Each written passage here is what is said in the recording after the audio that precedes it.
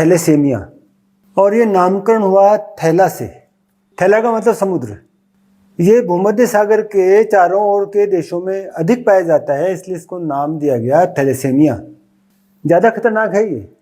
Haemoglobin जो काम करता है उसकी मात्रा बहुत कम हो जाती है, और इन बच्चों को जो प्रभावित हैं उनको बार बार रक्त चढ़ाना पड़ता है, और बार बार रक्त चढ़ाने से जो कॉम्प्लिकेशन होते हैं उनको फेस करना पड़ता है। तो समझते हैं इसको अपन। एक बात तो दोहराते हैं अपन जो अपन ने सिकल सेल एनीमिया में पढ़ी है। हमारे हीमोग्लोबिन में 2 तो अल्फा ग्लोबिन होती हैं, 2 बीटा ग्लोबिन होती हैं, 4 ग्लोबिन प्रोटीन की इकाइयाँ हैं, और इसलिए हेटेरोटेट्रामर कहलाता है।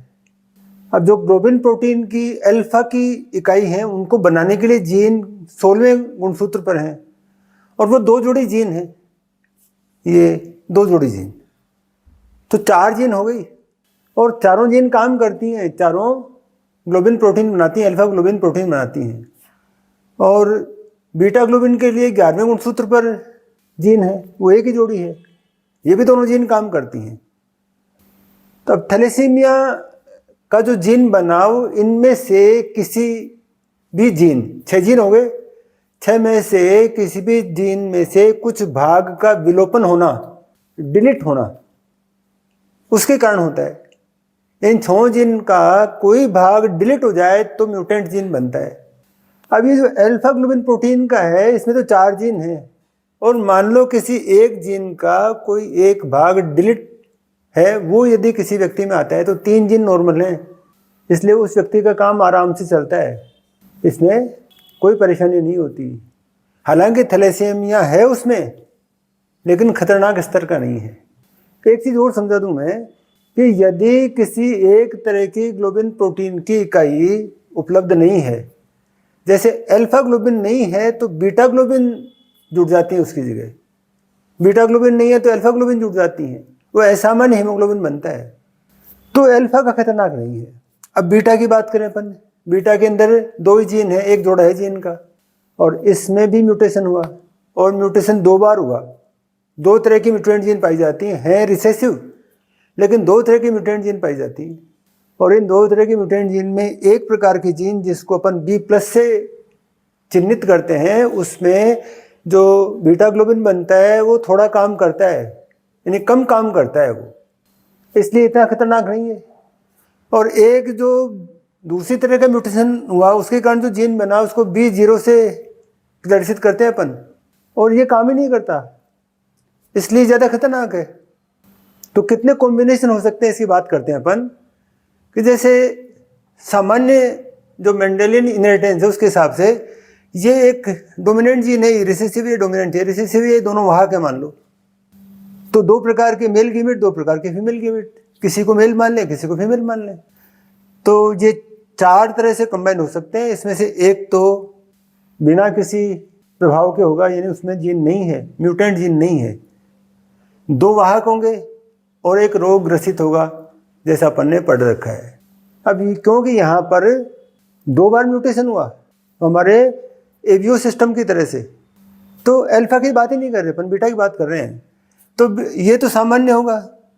इसके अंदर 2 नॉर्मल जीन है, इसमें एक जीन नॉर्मल है और एक जीन कम खतरनाक है, इसमें एक जीन नॉर्मल है एक जीन खतरनाक वाला है, लेकिन इनका काम भी चल जाता है क्योंकि ये पूरी तरह से इस पर प्रभावी नहीं है, इसलिए थोड़ा सा प्रोटीन तो म्यूटेंट बनेगा और थोड़ा सा नॉर्मल बनेगा, और इतना बन जाता है नॉर्मल कि हल्का सा थैलेसेमिया है।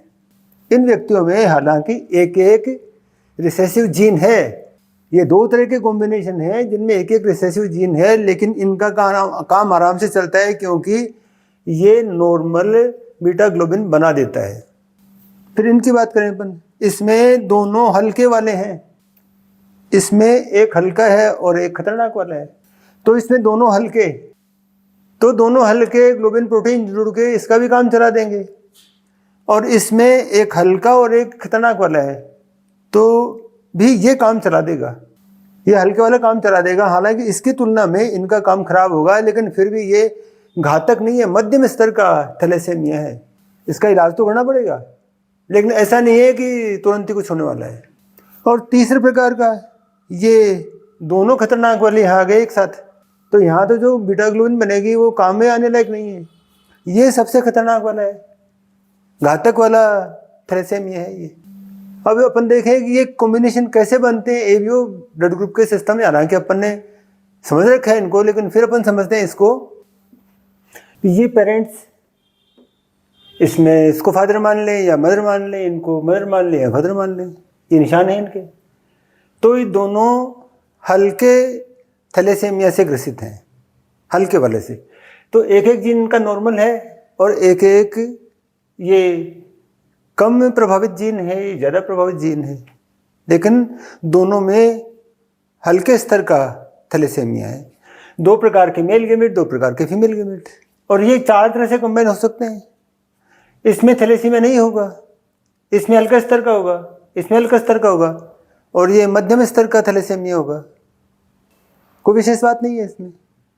लेकिन मान लें मदर और फादर दोनों मध्यम स्तर के थैलेसीमिया से ग्रसित हैं, दोनों मध्यम स्तर के थैलेसीमिया से ग्रसित हैं, तो इनकी संतान में क्या क्या होगा ये देखें अपन। ये 4 तरह के, 2 तरह के मेल गेमेट, 2 तरह के फीमेल गेमेट, 4 तरह से कंबाइन हो सकते हैं। तो इसमें यहाँ से तो ये बी आया B+, और यहाँ से B+ आया, ये मध्यम स्तर का। इसमें यहाँ से ये B+ आया और ये B0 आया यहाँ से, तो इसका काम भी चल जाएगा क्योंकि इसमें हल्के स्तर का बनाने वाला है, तो ये भी इंटरमीडिएट हो गया। यहाँ पर इसमें देखें अपन, तो एक तो ये B0 तो यहाँ से आ गया और B+ यहाँ से आ गया, ये भी इसकी तरह का ही है, तो इसका काम भी चल जाएगा, ये भी मरेगा नहीं। लेकिन ये वाला यहाँ से भी B0 आया, यहाँ से भी B0 आया, B0 वाला तो काम ही नहीं करता, तो ये घातक वाला होगा। तो ऐसे कॉम्बिनेशन में मदर और फादर दोनों यदि हल्के मध्यम स्तर के थैलेसीमिया से ग्रसित हैं, तो 4 में से 3 बच्चे तो मध्यम स्तर के ग्रसित होंगे और एक खतरनाक वाले रोग से ग्रसित होगा। ये इनकी अनुवांशिकी है। जीन का इनहेरिटेंस तो ठीक वैसा ही है जैसे एबीओ सिस्टम में है, लेकिन उसका प्रभाव क्या होगा ये चार्ट अपने पास में, इसको देखकर अपन समझ सकते हैं। तो ये थैलेसेमिया की फिजियोलॉजी और ये इसकी अनुवांशिकी। तो उपाय क्या है? थैलेसेमिया हो गया किसी बच्चे के थैलेसेमिया है, तो उसमें एक तो है उसका बोन मैरो ट्रांसप्लांटेशन, जहाँ पर ये बनती हैं बीटा ग्लोबिन प्रोटीन, हीमोपोइसिस जहाँ होता है यानी बोन मैरो में होता है, तो उसको बदले अपन सामान्य बोन मैरो से बदलें तो फिर मुक्ति मिल सकती है। लेकिन प्रक्रिया जटिल है, महंगी भी है, सबको अफोर्ड नहीं कर सकते। दूसरा, हर महीने इन बच्चों को खून चढ़ाना पड़ता है। अब खून चढ़ाने से कॉम्प्लिकेसी है, क्योंकि किसी भी व्यक्ति के परिवार में इतने लोग नहीं होते कि वो उसको लाइफ लॉन्ग डोनेट कर सके ब्लड को, तो बाहर से लेना पड़ता है ब्लड, और बाहर से में कुछ दूसरे तरह के इन्फेक्शन वाला ब्लड भी आता है, उनकी कॉम्प्लिकेसी होती है। प्लस एक और कॉम्प्लिकेसी जो होती है वो ये कि बार बार ब्लड चढ़ाने से जो पुरानी आरबीसी हैं जो उस डोनर में मरने वाली थी वो भी तो आ गई इस बच्चे में, और वो मरती हैं तो आरबीसी जल्दी जल्दी मरती हैं। इनके कारण आरबीसी से मुक्त हुआ आयरन बढ़ जाता है ब्लड में, और आयरन के विषाक्त प्रभाव उत्पन्न होते हैं। तो इसके लिए इनको चिलेटिंग एजेंट देते हैं जो आयरन को ट्रैप कर सकें, आयरन के प्रभाव को रोक सकें। और तीसरा जो उपाय है कि हो ही नहीं किसी के, वो तो केवल एक है, प्री मैरिज काउंसलिंग। लड़का और लड़की जो शादी करने जा रहे हैं वो अपने फैमिली हिस्ट्री के हिसाब से काउंसलिंग करें कि उनके कोई वाहक तो नहीं है, कभी 2-3 पीढ़ी 4 पीढ़ी पहले इस तरह का कोई केस तो नहीं था, और यदि संभव हो तो जो प्रेगनेंसी के दौरान टेस्ट होते हैं वो टेस्ट करें। होने के बाद में फिर कोई ख़ास उपाय है नहीं, केवल एक बोन मैरो ट्रांसप्लांटेशन बचता है।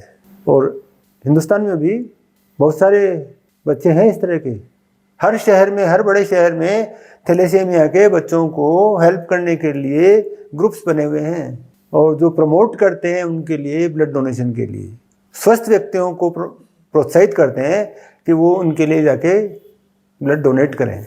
तो ये थैलेसेमिया एक खतरनाक आनुवंशिक रोग, रक्त से संबंधित एक खतरनाक आनुवंशिक रोग।